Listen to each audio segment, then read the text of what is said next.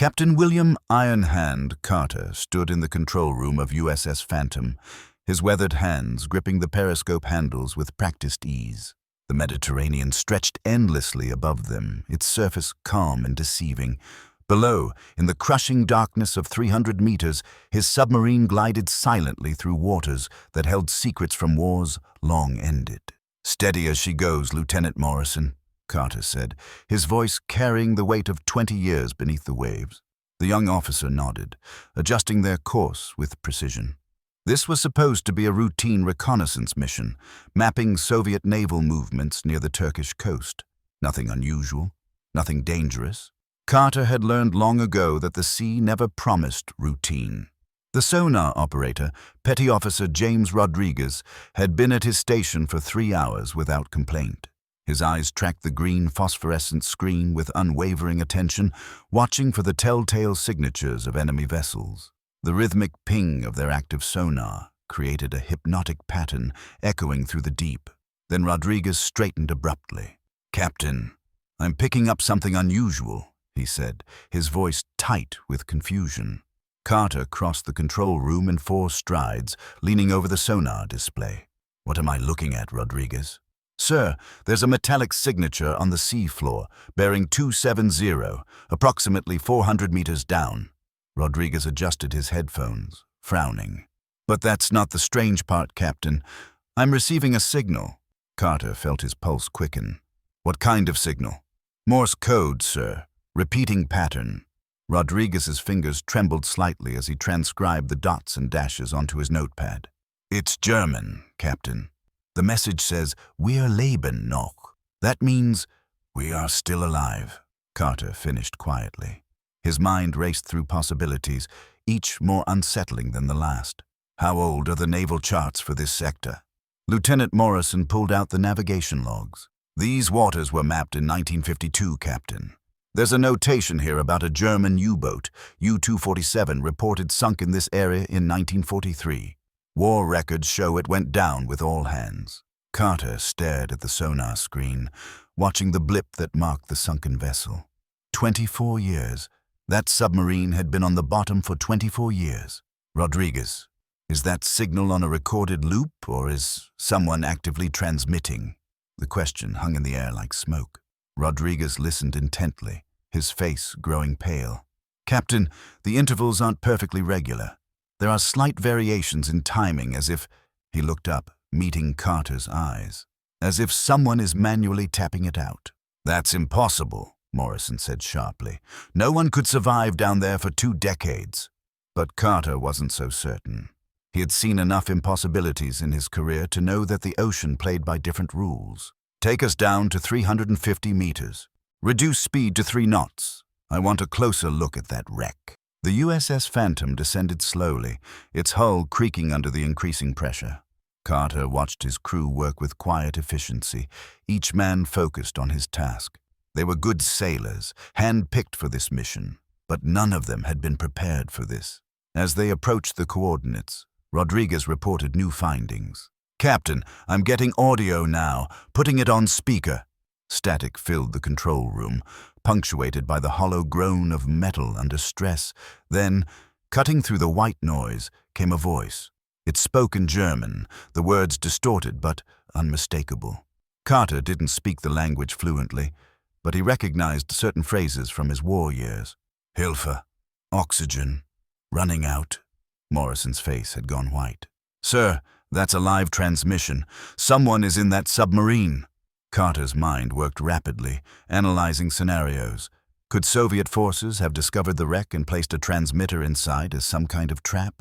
Were they monitoring this frequency, waiting to see how the Americans would respond? But that didn't explain the German language, the Morse code, the deliberate choice of an obsolete communication method. "Rodriguez, can you determine the exact source of the transmission within the wreck?" "Working on it, Captain." The sonar operator adjusted his equipment, fine-tuning the sensors. "The signal is coming from the forward compartment, near what would have been the command center." "Captain, there's something else. The wreck, it's not completely settled into the seafloor. There's evidence of recent movement." That detail changed everything. Carter had studied hundreds of wreck reports during his career. Submarines that had been down for decades became part of the landscape, gradually buried by sediment and marine growth. They didn't move. "Helmsman, hold position. All stop." Carter turned to his communications officer. "Lieutenant Chen, prepare a secure transmission to Fleet Command. Inform them of our situation and request guidance." But even as he gave the order, Carter knew what the response would be. Investigate. Determine if this represented a threat to American naval operations. And above all, maintain operational security. The radio crackled to life 20 minutes later. Admiral Harrison's voice came through clearly, brooking no argument. "Captain Carter, you are authorized to conduct a thorough investigation of the target. Deploy your ROV if necessary. But Carter, I want to be clear. If this is some kind of Soviet trick, I need you to identify it as such immediately." "Understood, Admiral." Carter signed off and turned to his crew. "Lieutenant Morrison, prepare the remote observation vehicle for deployment.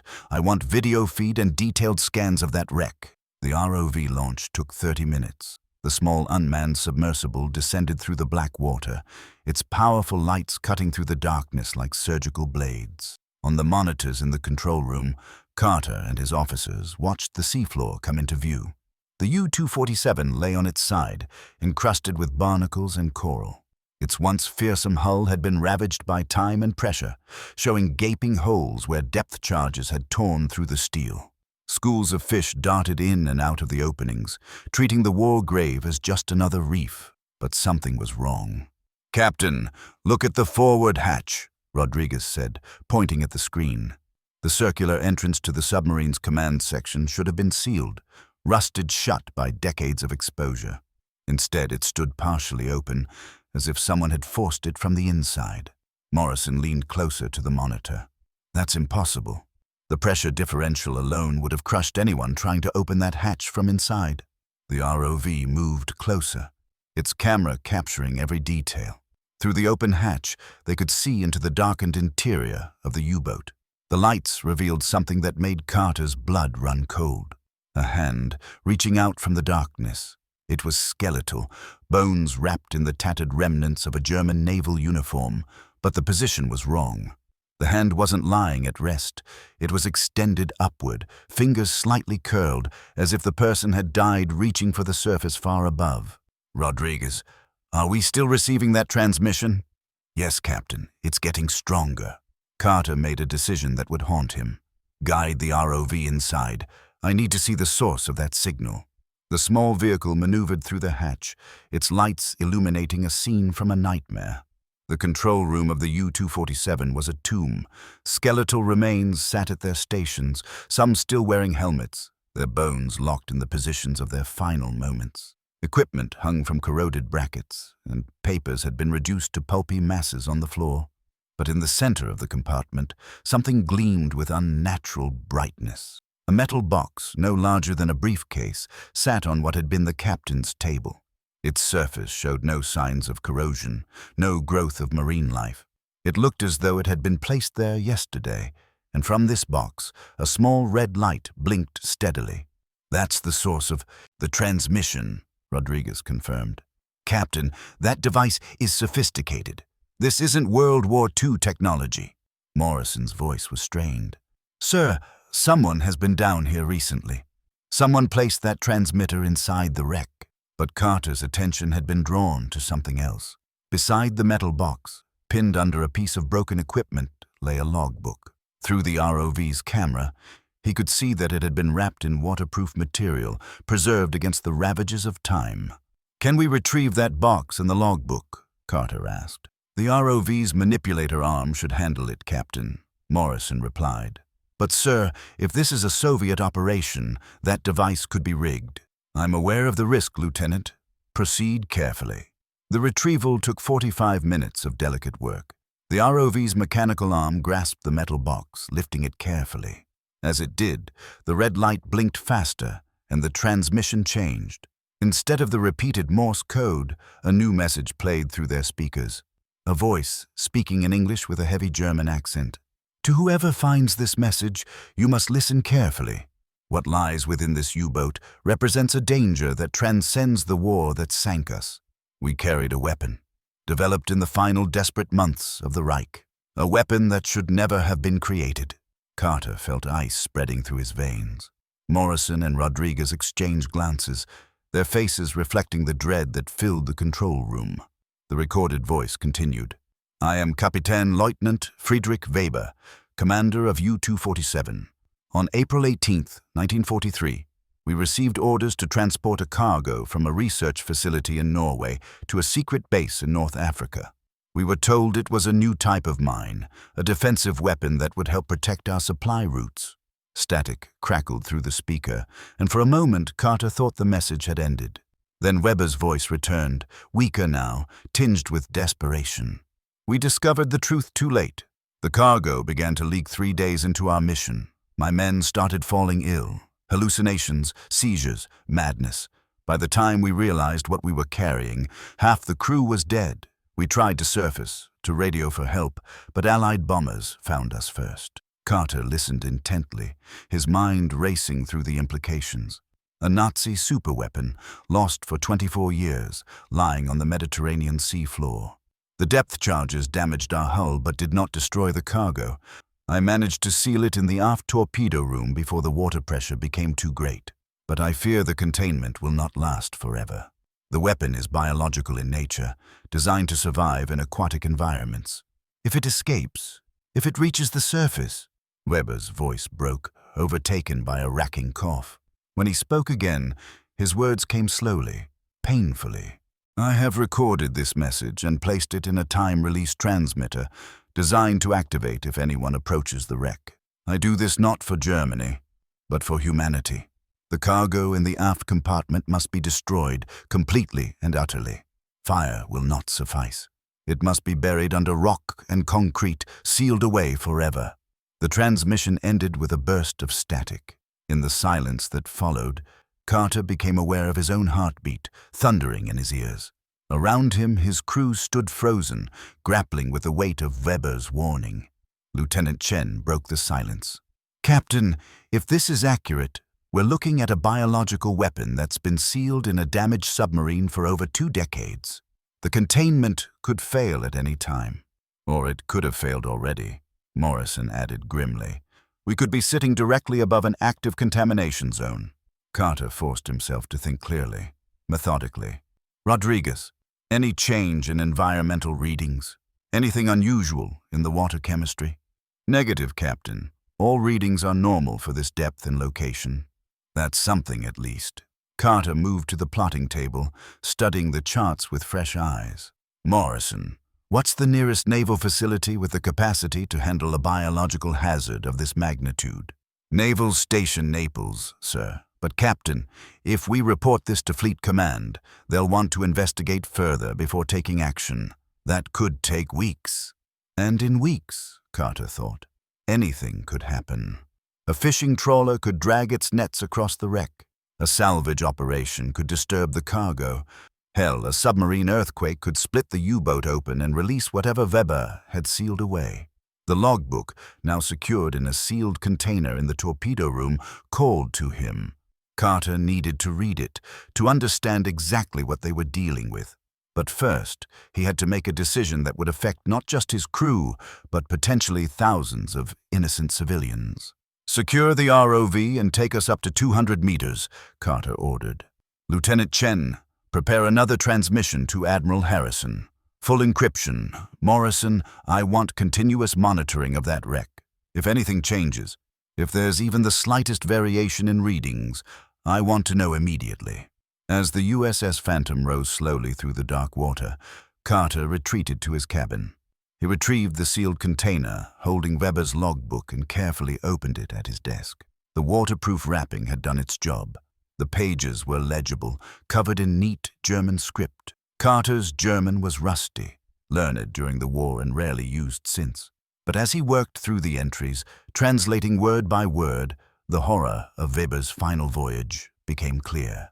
April 14, 1943.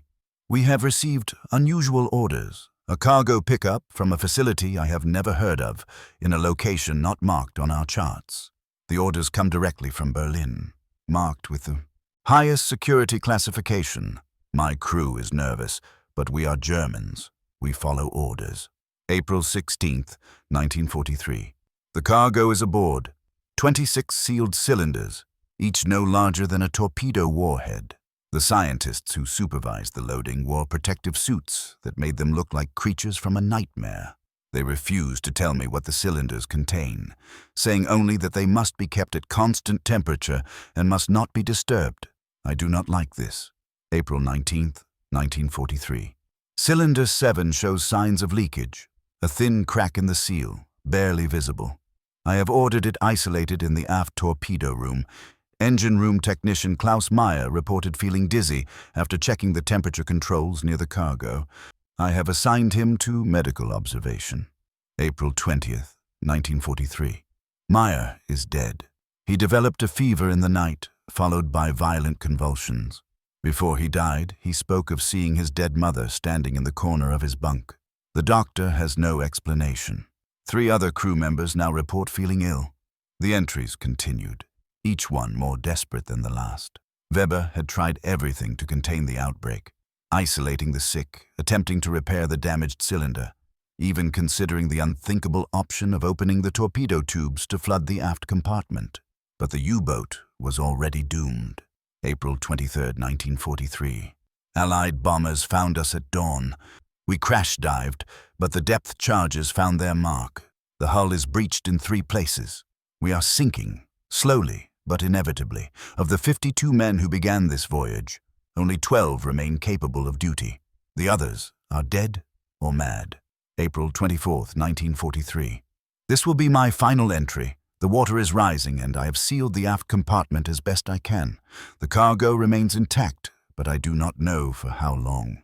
I have prepared a message and placed it in a transmitter that I pray will warn others of the danger.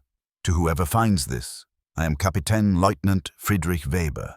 I commanded U-247 and I failed my mission, but perhaps I can succeed in this final duty. Do not attempt to salvage the cargo. Do not disturb the aft compartment. Bury this submarine under a mountain of rock and seal it forever. May God forgive us for what we tried to create. Carter closed the logbook, his hands trembling slightly. Weber had been a good man, caught in the machinery of a terrible war, forced to transport a weapon he didn't understand until it was too late. And now, 24 years later, that weapon still waited in the darkness below. A knock at his cabin door interrupted his thoughts. "Come," Carter called. Lieutenant Morrison entered, his face grave. "Captain, we've completed a full analysis of the transmitter and Weber's recorded message. There's something you need to see." They returned to the control room, where Rodriguez had the sonar display active. "Captain, I've been running continuous scans of the wreck. About 20 minutes ago, I detected a change. Look here." He pointed to a section of the U-boat's aft compartment. "The structural integrity is degrading. There's a stress fracture that wasn't visible in our earlier scans." "How long before it fails?" Carter asked. Rodriguez hesitated. "Based on the rate of deterioration, I'd estimate 72 hours, maybe less if there's seismic activity in the region." Morrison pulled up a meteorological report. "There's a storm system moving into the Mediterranean, expected to reach this area in approximately 48 hours. The wave action could accelerate the structural collapse." Carter felt the weight of command settle on his shoulders like a physical burden. He had faced enemy submarines, navigated through minefields, survived depth charge attacks that would have sent lesser vessels to the bottom. But this decision carried consequences that extended far beyond the boundaries of naval warfare. "Lieutenant Chen, has Admiral Harrison responded to our transmission?" "Yes, Captain. He's ordering us to maintain our position and await the arrival of a specialized team. ETA 60 hours. 12 hours too late," Carter thought grimly. "Send another message. Inform the Admiral of the deteriorating structural situation and request immediate authorization for emergency action." "What kind of emergency action, Captain?" Morrison asked quietly. Carter met his executive officer's eyes. "We're going to bury it." The plan was audacious and dangerous. The USS Phantom carried 4 Mark 14 torpedoes, each with a warhead powerful enough to cave in a section of seafloor. If they could trigger a controlled collapse of the surrounding rock formations, they could bury the U-247 under thousands of tons of rubble. But the risks were substantial. An explosion at that depth could trigger an underwater landslide that might reach the Phantom itself. Worse, if they miscalculated the yield, they could rupture the U-boat's aft compartment and release whatever biological agent Weber had sealed away. "We'll need to be precise," Carter explained to his senior officers. 4 torpedoes, detonated in sequence to create a cascading collapse. The first 2 will destabilize the rock shelf above the wreck. The second 2 will trigger the main slide. "Captain, if we do this without authorization from Fleet Command, your career is over," Morrison said bluntly. Carter nodded slowly. "I'm aware of that, Lieutenant, but if we wait for authorization and that compartment ruptures, we'll have a biological disaster that could contaminate the entire Eastern Mediterranean. I'm not willing to take that risk." The weapons officer, Lieutenant Commander Sarah Park, spoke up. "Sir, I can program the torpedoes for maximum precision, but at that range, we'll need to be within 800 meters of the target. Any closer and we risk damage from the explosion." "Do it," Carter ordered. "All hands to action stations. Prepare for torpedo launch." The next hour passed in tense preparation. Park worked with her weapons team to fine-tune the torpedo's targeting systems. Rodriguez provided continuous updates on the structural status of the wreck. Morrison coordinated with the engineering section to ensure the Phantom could execute a rapid ascent after the torpedoes were away. When everything was ready, Carter took his position at the periscope. "Weapons, status report. Torpedoes 1 through 4 ready for launch, Captain. Targeting solutions locked. Helm, bring us to bearing 270, depth 360 meters. The submarine glided into position, its bow pointed toward the distant wreck. Through the sonar display, Carter watched the ghostly outline of U-247, that tomb of lost sailors and dangerous secrets. "Fire 1. The torpedo launched with a pneumatic hiss, racing through the water toward its target. Seconds ticked by, each one an eternity. Then the explosion lit up the sonar screen, a bloom of light and disruption. "Fire 2. The second torpedo followed, its warhead detonating precisely where Park had calculated. On the sonar, Carter saw the rock shelf beginning to destabilize, cracks spreading through the stone like lightning. "Helm, prepare for emergency ascent. Weapons, fire 3 and 4 in rapid sequence." The final 2 torpedoes launched together, their paths converging on the critical support points of the shelf. Carter gripped the periscope handles, counting silently. The explosions merged into a single sustained roar. Through the hull of the Phantom, they felt the shock wave, a massive pulse of energy that rattled equipment and threw unsecured crew members off their feet. "Emergency ascent! All ahead full!" Carter shouted. The submarine's engines roared to life, driving them upward through the water. Behind them, thousands of tons of rock and sediment collapsed onto the U-247, burying it under an avalanche of stone. Rodriguez watched his sonar screen intently. "Captain, the wreck is completely obscured. I'm reading a debris field extending over 200 meters in all directions. Any signs of leakage? Any unusual readings in the water chemistry?" "Negative, sir. All environmental readings remain normal." Carter allowed himself a breath of relief. They had done it. Weber's cargo would remain sealed, buried under a mountain of rock, exactly as the German captain had requested 24 years ago, but the cost of that success would be high. The response from Admiral Harrison came through 4 hours later, and it was everything Carter had expected. Immediate return to port, formal inquiry into his actions, possible court-martial for exceeding his authority. As the USS Phantom turned toward home, Carter stood in his cabin, staring at Weber's logbook. 2 submarine captains, separated by decades and different flags, united by the same impossible choice. Follow orders or follow conscience. Lieutenant Morrison found him there, still holding the worn leather journal. "Captain, the crew wants you to know that we support your decision. Every man aboard understands what you did and why. That won't matter much at the court-martial, Lieutenant." "Maybe not, sir, but it matters to us." After Morrison left, Carter carefully wrapped Weber's logbook in waterproof material and placed it in his personal safe. Whatever happened in the coming weeks, this record would survive. Someone needed to know the truth about U-247, about the weapon that Germany had created in its desperation, about the captain who had chosen to die rather than let that weapon reach its destination. The Mediterranean rolled gently above them as the Phantom made its way home. Somewhere far below, buried under tons of rock and forgotten by history, Friedrich Weber and his crew rested in the darkness. Their final sacrifice, made in the depths of war, had been honored at last. Carter stood at the periscope one last time, watching the sun set over the ancient sea.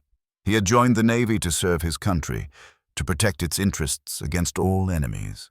But today he had learned something that would stay with him forever. Sometimes the greatest act of service was knowing when to disobey. The ghosts of U-247 were silent now, their warning delivered, their burden lifted.